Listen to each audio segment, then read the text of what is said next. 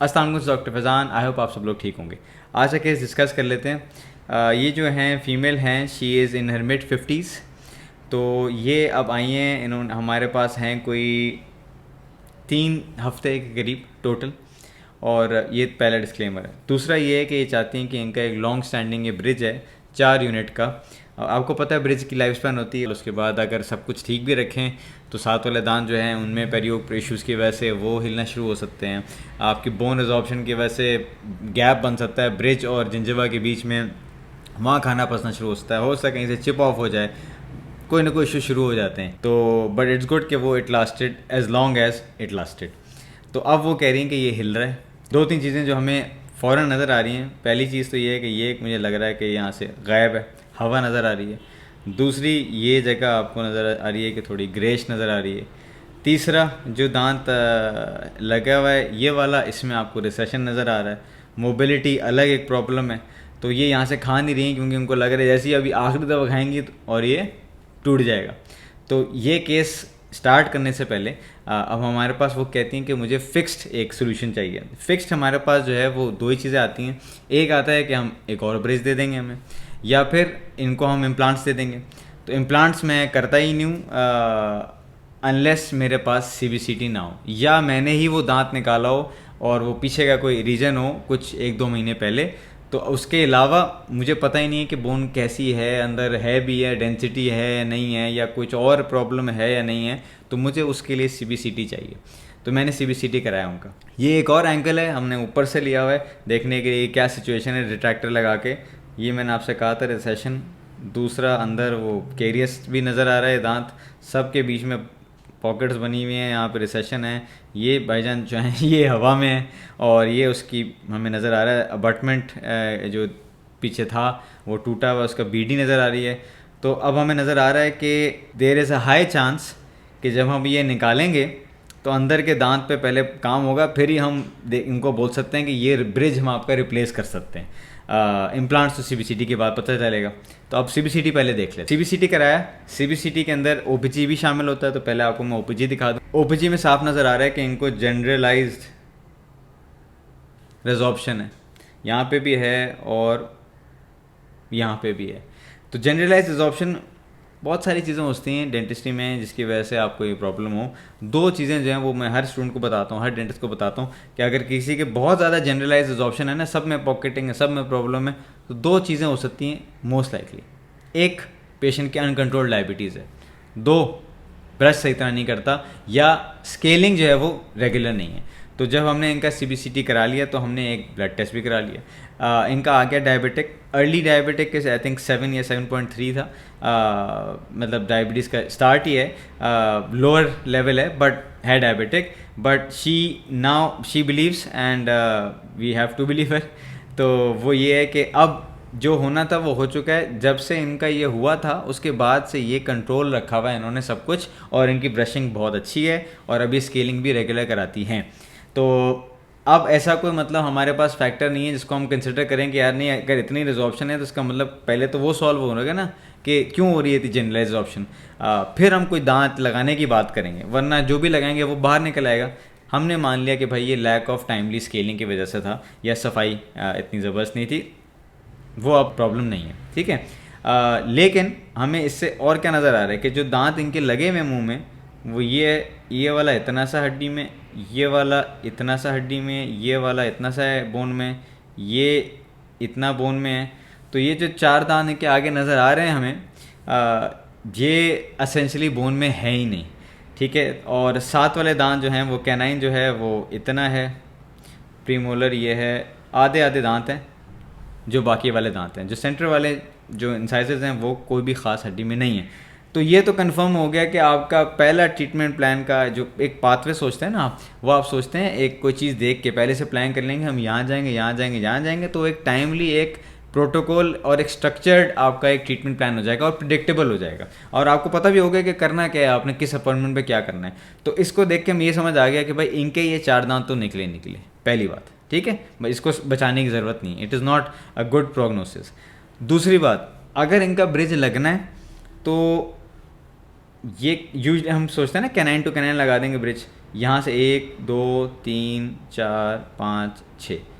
अच्छा, जो इनकी जो इंटर कैनाइन विड्थ है वो अच्छी खासी है, हर बंदे की ज़रूरी नहीं है इतनी सारी हो। जैसे अब नीचे वाले दांत देख लें, वो इतने हैं आपके, ऊपर वाले का ऑलमोस्ट 40% ये आधे के करीब है, इतना सा। तो कैनाइन टू कैनाइन आप लगा दें, कैनाइन जो हैं वो नीचे वाले आधे आधे जो हैं वो रिजॉर्प्शन हुई हुई है, बट जगह जिसको वो रिप्लेस कर रहे हैं वो है बहुत छोटी, तो वो प्रेडिक्टेबल है और वो चलेगा।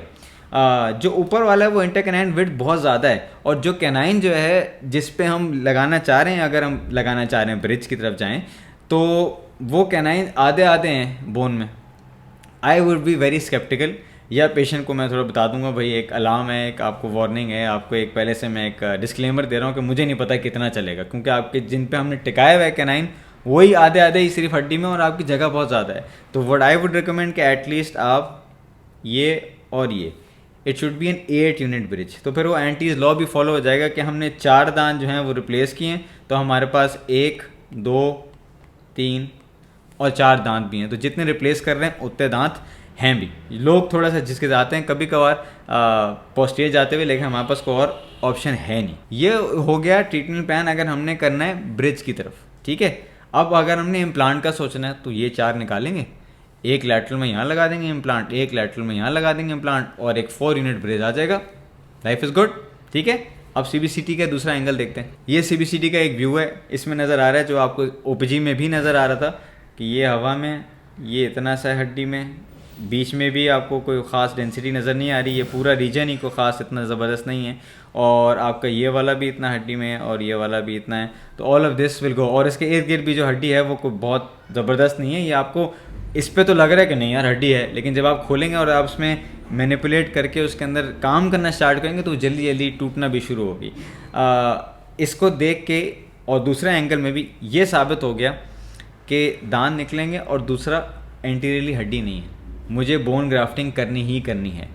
अब एक ऐसा पेशेंट जिसके पास मेरे पास टाइम ही नहीं है लगाने के लिए, बोन ग्राफ्टिंग करूँगा फिर मुझे फॉलोअप चाहिए, उसके बाद बोन ग्राफ्टिंग भी कर रहा हूँ मैं इन अ डायबिटिक पेशेंट, तो एक और रिस्क फैक्टर बढ़ गया, टाइम एक और रिस्क फैक्टर बढ़ गया, और फिर कॉस्ट ऑफ ट्रीटमेंट के भी पैसे बढ़ गए ना काफ़ी, क्योंकि इम्प्लांट्स एंड ब्रिज में implant is at least twice the cost.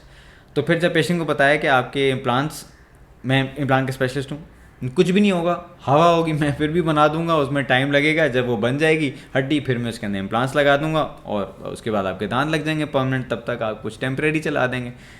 लेकिन जब उनको मैंने बताया कि आपका ये एक 2 फिक्स्ड ऑप्शन है, एक ब्रिज है, उसके लिए मुझे 8 यूनिट करना पड़ेगा, उसके लिए मुझे आपके कैनाइन और प्रीमोलर की रूट कनाल करनी पड़ेंगी, और फिर उस पर नया ब्रिज दूंगा आपका। या दूसरा ऑप्शन आपका इम्प्लांट होगा, इम्प्लांट में ये कि आपके दांत निकालूंगा, उसके बाद यहाँ पे बोन ग्राफ्टिंग करूँगा, जब बोन बन जाएगी उसके बाद तब मैं उसमें इम्प्लांट्स लगाऊंगा, फिर कुछ महीने वेट करना है, और उसके बाद आपको डेफिनेटिव प्रोसेस मिल जाएगा। तो फिर जब उनको दोनों सोल्यूशन बता दिए, हमारे पास पहले से क्या था, कॉस्ट ऑफ ट्रीटमेंट ज़रा मुनासिब रखनी है और टाइम नहीं है पेशेंट के पास, तो हम चले गए किसकी तरफ, पेशेंट की रिकमेंडेशन पे। फिर हमने उनको बता दिया कि हम ब्रिज की तरफ जाते हैं। तो अब हम ये देख लेंगे कि किस तरह करना है और कितनी अपॉइंटमेंट में क्या होगा, ताकि पेशेंट को भी पता हो और कोई सरप्राइज़ ना हो कि यार ओह अच्छा इस अपॉइंटमेंट पे ये होना था। कोई चीज़ आपको पता ही, आपको पहले से लिखा हुआ है आपके पास, क्या है मुझे पहले में ये करना है, दूसरे में ये करना है, तो बड़े आराम से बड़ा प्रिडिक्टेबल से रिजल्ट आ जाएगा। पेशेंट भी खुश रहेगा कि यार इनको आता है जो ये कम कर रहे हैं, पहली दफ़ा नहीं हो रहा है ये। तो ऑफकोर्स डेंटिस्ट्री में हर कोई केस ऐसा नहीं होता जिसमें आपको पता है कि एकदम से पेशेंट बहुत खुश आएगा। छोटी सी फीलिंग है, दर्द था, ठीक है सही कर दिया आपने, फीलिंग चला गया पेशेंट, ये आपको पता है, आप भी खुश हो रहे हैं कि यार मैं उसकी अभी ज़िंदगी थोड़ी सी चेंज करने वाला हूँ, तो पेशेंट खुश हो जाएगा, जब वो मुंह खोलेगा मुझे दुआएं देगा, और एक थोड़ा सा पेशेंट पे काफ़ी इम्पैक्ट आएगा। एक्साइटमेंट एक तरफ रखें, जब आप केस स्टार्ट करें ना एंटीरियर, पहला काम क्या करना है, तस्वीर खींचें, और दूसरा काम क्या करना है, इंप्रेशन लेके ना उसके ताले में लगा लें, सेव कर लें, ताकि एक इंप्रेशन आपके पास हमेशा हो कि कैसा ये पेशेंट था, और आप टेम्प्रेरी हमेशा दे सकते हो चाहे कुछ भी हो, ठीक है। तो आपने सबसे पहले एक काम करना है कि अब आपने सोचना है कि अगली अपॉइंटमेंट में क्या करेंगे। तो पहली अपॉइंटमेंट अगर हमने ये निकाला 1 2 3 4, ये सारे के सारे हमने निकालने हैं और अंदर BD निकालनी है, लेकिन उसके बाद क्या करेंगे, पेशेंट ऐसे ही निकल जाएगा बगैर दांत के निकल के जा रहा होगा, डॉक्टर साहब थैंक यू ज़िंदगी बदल दी आज मेरी, वाह, वो बेचारा बहुत बुरा लगेगा पेशेंट। तो पेशेंट बाहर नहीं निकल सकता टेम्प्रेरी के बगैर। लेकिन अच्छा यूजली होता है कोई भी दांत क्राउन प्रेप कर रहे हैं, पहले इंप्रेशन ले लिया, शेप आ गई, क्राउन प्रेप करी, वापस जो शेप का लिया था आपने इंप्रेशन वो आपने उसके अंदर डाला प्रोटैम में या कोई भी टेम्प्रेरी, और वो वापस टेम्प्रेरी दांत दे दिया आपने। यहाँ टेम्प्रेरी कैसे देंगे, जिस दांत पे दांत तो निकाल दिए हमने, सारे चारों बीडी निकाल दी जिसके ऊपर ये दांत लगे थे, तो अब टेम्प्रेरी किसके ऊपर बैठेगा, वो तो बैठेगा ही नहीं, सोचा नहीं था ना आपने, तो आप फंस जाते उस दिन। तो अब आप दूसरा वाला जो अपॉइंटमेंट का काम है वो पहले करेंगे। इनकी हमने सोच लिया था ना 1 2 3 और 4, इन चारों की 1 2 और 3 4 इनकी रूट कनाल्स करनी है, ठीक है, इस पे ब्रिज बैठेगा। तो जब रूट कनाल्स करनी ही है इनकी, तो इनकी पहले रूट कनाल करें। पेन तो नहीं ना पेशेंट को आगे जो हमने इंस्टेंट सॉल्व करना है, एस्थेटिक इशू के लिए आया था या फंक्शनल खाने के लिए आया था, पेन से नहीं आया था। तो पहले इस साइड की रूट कनाल करी दोनों दांतों की, फिर अगली अपॉइंटमेंट में इस दांत की रूट कनाल करी, दोनों दांतों की रूट कनाल्स हो गई। अब उसी जो उनकी सेकेंड अपॉइंटमेंट है रूट कनाल जिस पर ख़त्म हो रही दोनों, उनकी क्राउन प्रेप करें। बेशक बहुत ज़बरदस्त नहीं करें क्योंकि बहुत लंबी अपॉइंटमेंट हो जाएगी, कर सकते हैं अगर बहुत तेज़ हैं आप तो चारों आप क्राउन प्रेप आइडियल कर दें जो इवेंचुअली होनी है, लेकिन अभी इवेंचुअल हो नहीं सकते क्योंकि जब आप दांत वांत निकालेंगे तो थोड़े से गम्स राइट लेफ्ट होंगे, तो आपको शायद थोड़ी सी क्राउन प्रेप चेंज करनी पड़े। तो एनीवेज पहली अपॉइंटमेंट आपने क्या किया, एंडोज कर ली, रूट कैनाल हो गई 2 अपॉइंटमेंट्स में। दूसरा काम क्या किया आपने, यहाँ की और यहाँ की जो रूट कैनाल की है उन दोनों की क्राउन प्रेप्स कर ली, ठीक है, ये होगी 2 अपॉइंटमेंट्स। अब आपने नाप लिया आपके जो 2 दांत हैं यहाँ पे क्राउन प्रेप हुई, 2 दांत की यहाँ पे हुई, और आगे के ये 4 वैसे ही जैसी वो लेके आई थी, इनके आपने इम्प्रेशन लिया और आपने लेबॉर्ट्री भेज दिया कि भाई टेम्परेरी बना लो पहले से मेरे निकालने से पहले। और मैं आपको दिखाता हूँ लैब वाला क्या करेगा। जब आप इम्प्रेशन लेंगे, ये इम्प्रेशन लिया हुआ है आपने लैब को देने के लिए, ये क्राउन प्रेप हुई हुई है, ये क्राउन प्रेप हुई हुई है, ये क्राउन प्रेप हुई हुई है और ये क्राउन, ये 4 क्राउन प्रेप्स हुई हुई हैं। और पेशेंट के पास जब गया था मॉडल तो उसके पास ऐसा नहीं था, उसके पास 4 दांत थे। आपने फ़ोन कॉल करके बोला उसको कि जो 4 दांत सामने नज़र आ रहे हैं उनको मॉडल के ऊपर ही कट कर दो, वो ट्रिम कर देगा मॉडल के, कि जैसे उसने एक्सट्रैक्ट कर दिए दांत मॉडल के ऊपर, ठीक है। अब वो इसके लिए बड़ा आसान है कि नॉर्मल ब्रिज का इंप्रेशन भी तो इस तरह जाता है ना कि ट्रिम हुए में 2 अबटमेंट्स यहाँ 2 यहाँ, वो नाप लेते हैं और आप भेज देते हैं, लेकिन हमारे हिसाब से टेम्प्रेरी बन रहा है, फाइनल नहीं बन रहा, तो उसने मॉडल पे कट कर दिया। At the end of the day होगा क्या, इस मॉडल के शेप का टेम्प्रेरी बन के आ जाएगा, और जब हम दांत निकालेंगे तो ये ऐसे ही लगेगा, तो टेम्प्रेरी इसकी जगह बैठ जाएगा, ठीक है। अब बात करते हैं तीसरी अपॉइंटमेंट की, जब हमने दांत निकालने हैं। तीसरी अपॉइंटमेंट आ गई, पहले endo, crown prep and impression. अब जब टेम्प्रेरी आ गया लैब से बन के, अब हमने आंटी को बुला लिया, आंटी आ जाएँ, अब दांत निकालने का टाइम आ गया, ठीक है। अब हमारे पास दो तरीके हैं दांत निकालने के, एक जंगली हो जाए, नहीं प्लास ले आओ, 4 के चारों एक साथ खींचेंगे, निकालना है सर, आपने कहा था ब्रिज निकालना है, ब्रिज निकाल दिया, तो पेशेंट को मार के थोड़ी ब्रिज निकालना है आपने ये को इंसान समझें। अगर ये चारों एक साथ निकालेंगे आप, जो 4 यूनिट उसका ब्रिज है, इसका मतलब बकोलिंगुअल सारी जो उसकी एनाटमी है, बोन वहाँ से टूट जाएगी, पीछे से टूट जाएगी और सही तरह निकलेगा नहीं। हो सकता ज़रा सी किसी की रूट लैटरल की वो टेढ़ी हो तो वो फंस जाएगा और आप लगे हुए होंगे। इस काम को अवॉइड करने के लिए, प्रिडिक्टेबल काम के लिए, पहले आप ब्रिज निकालें, जो कि ये तस्वीर है, ठीक है। ब्रिज निकाली और आप थोड़ा खुश हो रहे हैं और आप सोच रहे हैं यार ये दांत तो फिट लग रहे हैं, इसको क्यों निकालना है, हमने इनको बचा लेते हैं। CBCT देखा था ना, 2 mm बस जितने हैं ना, ये बस यही नज़र आ रहा है और कुछ नहीं है। तो ये अपने आप को हैंडल करने के लिए शायद सही हो, शायद। लेकिन अच्छा फिर आप कहेंगे सर लेकिन पहले भी तो चल रहे थे, पहले नहीं चल रहे थे ना, पेशेंट कह रहा था हिल रहे हैं, पहली बात। दूसरा, इसका मतलब पेशेंट यहाँ से खा ही नहीं रहा, क्योंकि उसको पता है जब हिल रहा है और सामने के 4 दांत जैसी ज़ोर से कुछ खाऊंगा तो टूट जाएगा। लेकिन जब हम ब्रिज दे देंगे इन्हीं दांतों पे और फिर वो कहेगा कि यार ये तो नए लग गए, टक ये टूट जाएंगे, तो ये नहीं सेव हो सकते। मैंने क्यों निकाला है, ताकि मैं एक एक करके बीडी निकाल सकूं, ताकि सॉकेट मेरे प्रिजर्व रहें, और एट्रोमेटिकली निकालूं, क्योंकि हमारे पास टाइम नहीं है। अगर मैंने यहाँ पे सर्जिकल कर दिया तो फिर कोई काम ख़राब होगा, काम लंबा हो जाएगा। एनीवेज ये निकाला है, फिर हम ये चारों दांत निकालेंगे बीडीज़। जब हमने निकाला है और अगर आप आराम से निकालें तो आपके सॉकेट इस तरह लगेंगे, they will be looking very nice and preserve रहेंगे। ये जो लाइंस नज़र आ रही हैं आपको सिर्फ ब्लड फ्लो हुआ है, देयर इज़ नो टेयर। 2 वजह से हमने इसको आराम से निकाला है। एक, ताकि ये बच जाए, ये जो पेपिला नज़र आ रहा है आपको, तो आपकी हीलिंग प्रिडिक्टेबल होगी, जल्दी होगी, जैसे आप चाह रहे हैं वैसी होगी, और क्या कहते हैं, पेशेंट को भी इतना ट्रोमेटिक नहीं होगा, स्वेलिंग नहीं होगी इतनी, तो एक अच्छा एक्सपीरियंस भी रहेगा। तो अब हम क्या करेंगे, अब टाइम आ गया, दांत निकाल दिए, 5-10 मिनट बिठा के रखें, ब्लीडिंग स्टॉप हो गई है, ब्लीडिंग ऑलमोस्ट स्टॉप हो ही गई है, लेकिन मैंने थोड़ी देर और बिठा लिया था। जब ब्लीडिंग बिल्कुल रुक जाए, अब आपका टाइम आ गया कि पेशेंट को टेम्परेरी दे दें। साथ वाले दांत आपको नज़र आ रहे हैं ना, ये कि वैसे ही क्राउन प्रेप हुआ हुआ है, वो तैयार है बैठने के लिए। लेट्स सी, ये लगा दी हमने टेम्परेरी। वाइट इसलिए दिए क्योंकि पेशेंट चाह रहा था कि पहले अगर टेम्परेरी दे ही रहे हैं तो वाइट लगा के देखें, देखती हूँ मैं कैसे लेकर दांत ये, ठीक है। खैर वो तो कलर का है। अच्छा, टेम्परेरी देने के दो रीज़न्स हैं। क्या रीज़न है टेम्परेरी देने के मेरे लिए? एक तो रीज़न ये है कि ये जो आपकी एनाटमी है, ये जो मैंने आपको शुरू में दिखाई थी जिंजिवल एनाटमी, वो सेव है। मेरे जो जब मैं मास्टर्स कर रहा था, जो मेरे जो टीचर थे वो कह रहे थे कि सुपरवाइज़र थे, सॉफ्ट टिश्यू आसान लफ्ज़ों में इज स्टूपिड, उसको कोई फ़र्क नहीं पड़ता कि उसके साथ कौन अटैच हो रहा है, ठीक है। तो वो अगर पहले दांत था तो वो दांत से अटैच हो गया था, अब टेम्परेरी अगर कि ठीक है मैं टेम्परेरी के साथ अटैच हो जाऊँगा, तो जब तक वो अटैच रहेगा तो वो शेप मेंटेन रहेगी। अगर आप टेम्परेरी नहीं देंगे, ये सारे पेपिला जो हैं वो रिसीड करके फ्लैट आपकी जो है ना वहाँ पे प्रोफाइल आ जाएगी। तो ये बड़ा ज़रूरी है। तो पहली बात ये है कि मेरे पास जिंजिवल आर्किटेक्चर की शेप जो है वो सेव हो जाएगी। ये अंदर से नज़र आ रहा है, कहीं कोई गैप नहीं है, कहीं खाना फंसने की चीज़ नहीं है, एंड बाइट में नहीं है, बाइट एडजस्ट हुई भी नज़र आ रहा होगा आपको, कहीं ना कहीं बाइट पेपर के निशान है। पहला रीज़न हो गया जिंजिवा की शेप बच जाए। दूसरा रीज़न क्या है?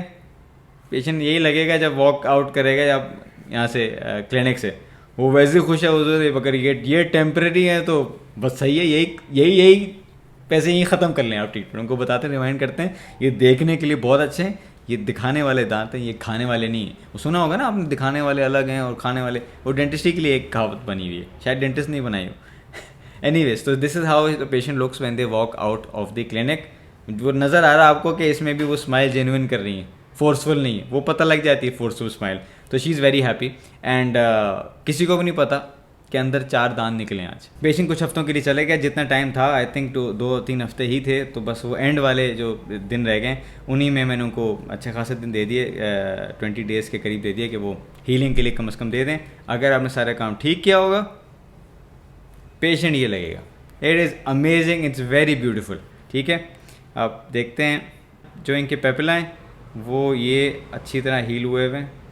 टेम्परेरी ना देते तो ये सब फ्लैट होता अभी तक एंड प्रिडिक्टेबल आउटकम नहीं आती। अब आपका क्या रह गया?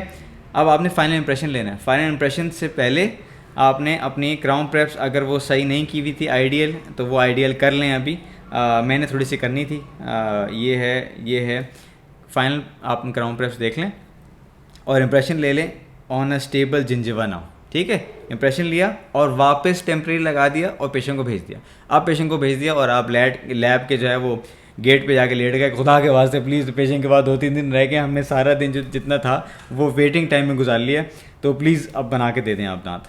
तो पेशेंट फिर इंप्रेशन लिया, भेज दिया वापस। पेशेंट वापस आएगा तब जब फाइनल दांत आ जाएंगे। अगर वो ट्रायल हुआ तो ट्रायल के लिए पहले आएगा, अगर कोई प्रॉब्लम हुआ तो वापस भेजेंगे एक दिन। तो आपको वो मार्जिन भी एक दिन रखना है, जिस दिन फ्लाइट हो उसी दिन फाइनल ना दें, पहले ट्रायल होना चाहिए है, ठीक है। तो अब पेशेंट जो है चला गया एंड पेशेंट को बुलाया हमने जब दांत आ गए। जब दांत आएंगे टेम्परेरी निकालेंगे तो यही तस्वीर वापस नज़र आएगी ना आपको, यही तस्वीर नज़र आएगी। टेम्परेरी निकाल के आप परमानेंट प्रोस्थेसिस लगा देंगे, विच इज़ दिस, फिट है, ठीक है। अब आप देखें कोई जगह ब्लीड नहीं कर रही है, या बल्कि ब्लीड क्या है, यहाँ पे ब्लैंचिंग नज़र आ रही है आपको हर जगह थोड़ी थोड़ी। दैट मीन्स एक्स्ट्रा ही है, थोड़ा सा वो दबेगा। और आपने पहले से सीमेंट नहीं करना है। एक और टिप दे दूँ, प्रो टिप है ये, जब आपको लगे ब्लैंचिंग है तो अभी सीमेंट नहीं करना, वरना सीमेंट जो है वो लड़ रहा है पहले से ही आपके जिंजिवा से कि कौन जो है वो उसको टिकाएगा। कॉटन यहाँ रखें, रोल एक यहाँ रखें, एक यहाँ रखें, बाइट करें पेशेंट से 5-10 मिनट बाद आएंगे तो ब्लैंचिंग भी ठीक हो गई होगी, तो गम और अडेप्ट हो गया होगा। अब आप सीमेंट करेंगे एंड बाइट चेक करेंगे एंड अल्लाह खैर सल्ला, ठीक है। And this is what the patient looks after we done. She looks fantastic. Shade जो है हमने नीचे वाले से एग्जैक्ट मैच नहीं किया हुआ। कुछ पेशेंट ने कहा मैं शायद नीचे वाले का भी बाद में कुछ करा लूँ, और नीचे वाले इतने मेरे नज़र नहीं आते बात करते हुए। और तीसरी बात, अब नीचे वाले से 1 शेड या 1.5 शेड लाइट ही रखिएगा, तो हमने लाइट ही रखा। And this is the final result. This is a PFM bridge 8 unit. मैं रिकैप कर दूँ, रिकैप का मुझे बहुत शौक है।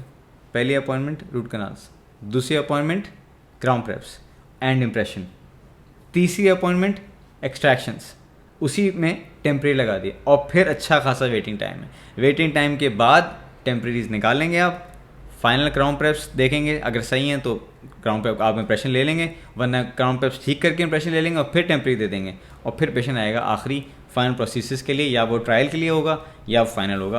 That is how you do this case, ताकि प्रिडिक्टेबल आउटकम हो। पेशेंट की अगले दिन फ़्लाइट थी, बल्कि शायद उसी दिन रात को फ़्लाइट थी, मैंने पहले ट्रायल कर लिया था, तो हमें पता था कि कोई सरप्राइज़ नहीं होने वाला जिस फंक्शन पे जा रही है कि ओह निकल आया या ओह यहाँ दर्द हो रहा है। कुछ नहीं है, जो दर्द वाले काम थे सब पहले हो चुके हैं। वीडियो पसंद आए तो शेयर करें, यूट्यूब पे सब्सक्राइब करें। Thank you for watching.